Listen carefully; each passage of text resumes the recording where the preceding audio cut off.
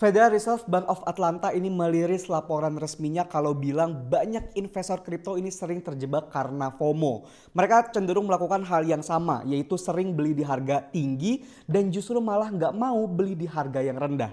Ini jelas berlawanan dengan prinsip investasi yang sehat, karena keputusan mereka lebih dipicu oleh rasa takut ketinggalan, bukan karena analisa.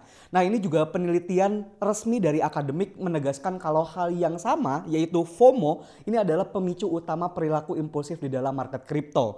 Jadi kalau kalian selama ini beli Bitcoin ataupun kripto cuman karena rame di sosial media aja, ikut-ikutan ajakan teman atau bahkan influencer, ya perlu hati-hati karena datanya udah jelas. So, gimana caranya biar sekarang kalian gak kejebak lagi? Jawabannya adalah kalian perlu pahami konsep dari supply and demand. Dan di video kali ini saya akan tunjukin sama kalian semua langsung gimana caranya supply and demand ini bekerja di dalam market kripto. So pastiin untuk nonton video ini sampai selesai. Tapi sebelum kita lanjut, pastiin dulu kalian untuk klik tombol subscribe-nya dan nyalain loncengnya biar kalian bisa dapetin video-video update berikutnya.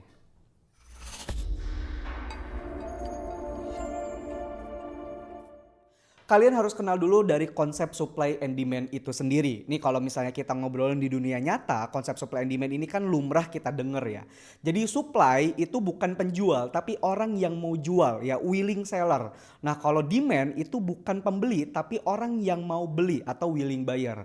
Nah normalnya kan kalau di dunia nyata, ketika banyak orang yang mau beli ya, atau willing buyer, dan willing sellernya atau penjualnya ini nggak ada atau sedikit, ini akan membuat harganya naik jadi mahal. Nah kebalikan kalau misalnya willing sellernya atau orang yang mau jualnya banyak tapi demandnya nggak ada, orang yang mau belinya nggak ada nih atau sedikit, maka harga cenderung turun. Nah itu konsep di dalam dunia nyatanya gitu. Makanya kenapa ada harga murah, kenapa ada harga mahal kan gitu.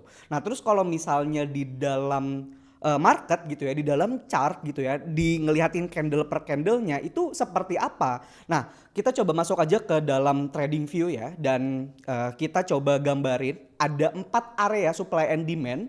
Nah kalau misalnya mengidentifikasi area supply itu ada 2 area. Yang kita kenal area supply berarti area apa? Area mahal ya, harga mahal. Itu ditandain dengan area drop, base drop. Jadi ada formasinya drop, base drop. Dan juga ada satu lagi, ini adalah area reactionnya di rally, base drop. Nah 2 area ini kita gunakan untuk kita menjadi seller ya. Nah ini kita warnain merah biar kelihatan. Kemudian ada formasi lagi di harga murah ya, atau kita menjadi demand gitu ya. Nah di demand itu ada 2 formasi, yaitu ada rally base rally, kemudian ada drop base rally sebagai area reactionnya. Nah ini kita ganti warnanya jadi warna hijau biar membedakan. Oke, jadi area supply and demand ini sebetulnya tergambar di dalam market dan kalian bisa mengidentifikasi di market apapun gitu. Nah sekarang apakah area supply and demand ini benar-benar bisa bekerja di dalam market kripto atau enggak? Ya kita tinggal lihat aja sekarang bareng-bareng. Kita coba contoh di BTC USD ya, kita di Bitcoin ya. Nah cara paling gampang atau mengidentifikasi area supply and demand itu kalian sebetulnya tinggal cukup ngelihat area-area pantulan aja. Contoh, kan area tuh mantul ya, naik terus mantul ke bawah ya, bawah terus mantul ke atas gitu ya. Nah, ini tuh mengidentifikasi sebetulnya area supply and demand. Nih, kenapa? Fakta, harga kenapa mantul di sini? Ya, kalian lihat kenapa harga mantul di sini? Karena di sebelah kirinya, kalian perlu lihat, di sebelah kirinya ini ada area supply and demand. Ada area rally base drop. Rally base drop itu adalah formasi harga mahal, berarti waktunya kita jual. Nih bayangin kalau misalnya kalian, ini kita potong coba chartnya ya. Ketika kalian pasang order atau pending order di area sini, rally base drop sini ya, kemudian kita tarik misalnya ya, kalian akan entry di area sini. Nah ini kita tandain zonanya. Kemudian kita jalankan chartnya. Dan harga masuk ke dalam area kita dan turun sampai ke bawah. Dan kalian taking profit di sini. Ini salah satu contoh ketika mengidentifikasi si harga mahal untuk kita bisa menjual. Nah, lalu Mas, tapi kan sekarang Bitcoin kan harusnya beli gitu kan. Nah, kita tinggal lihat aja identifikasi. Sekarang ada nggak area demand-nya? Area demand ditandai sama rally base rally sama drop base rally kan.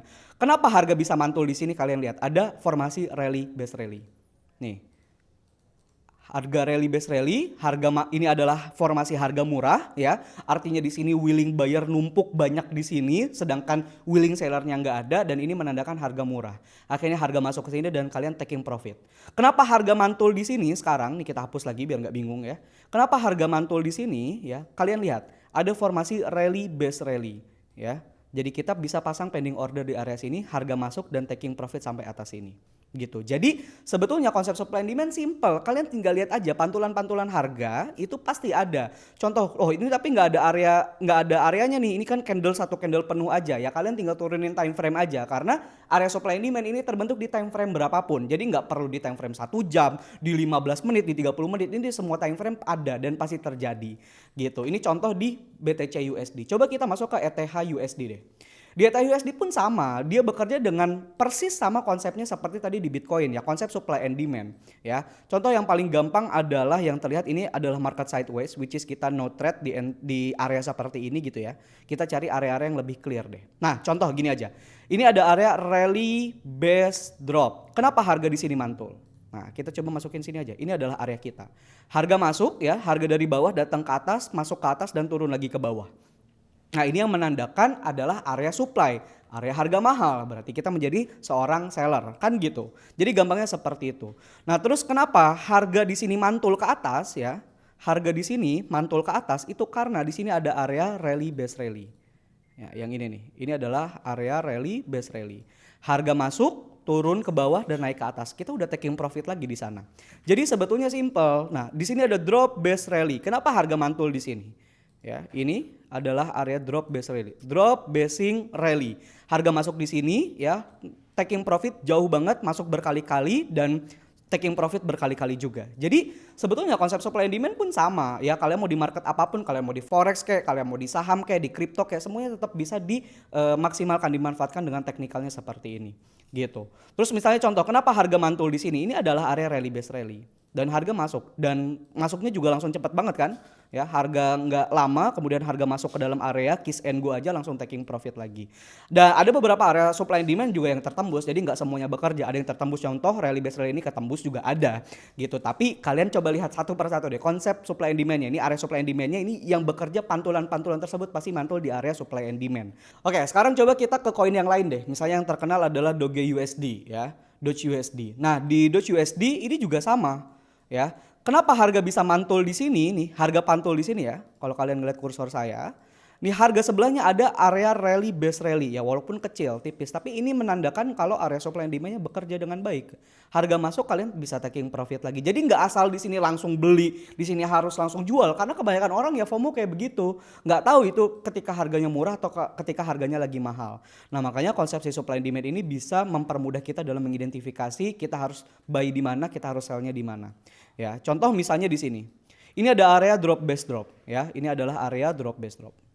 Berarti harga mahal kan? Kalian lihat harganya masuk nge-spike doang, turun lagi ke bawah. 2 kali nge-spike-nya dan turun lagi ke bawah. Ya, kalian harusnya bisa taking profit di sana. Jadi kalian bisa ngelihat sekarang ya, konsep dari supply and demand itu sendiri bekerja di dalam market apapun. Walaupun saya selama ini cenderung di dalam market forex gitu ya, tapi kalian-kalian yang saya trader kripto misalnya, saya suka masuknya di dalam kripto aja kayaknya lebih oke gitu ya. Kalian bisa juga manfaatin konsep dari supply and demand itu sendiri. Simple, sama aja sebetulnya. So dari penjelasan tadi ya, kalian harusnya bisa ngelihat ya, kalau misalnya selama ini ya berdasarkan tadi aja data loh ya yang di awal yang saya sampaikan sama kalian, banyak orang yang masuk ke dalam market kripto ini cuman karena FOMO ikut-ikutan aja ya. Sebetulnya kalian bisa ngehilangin FOMO-nya dengan menggunakan technical analysis yang benar.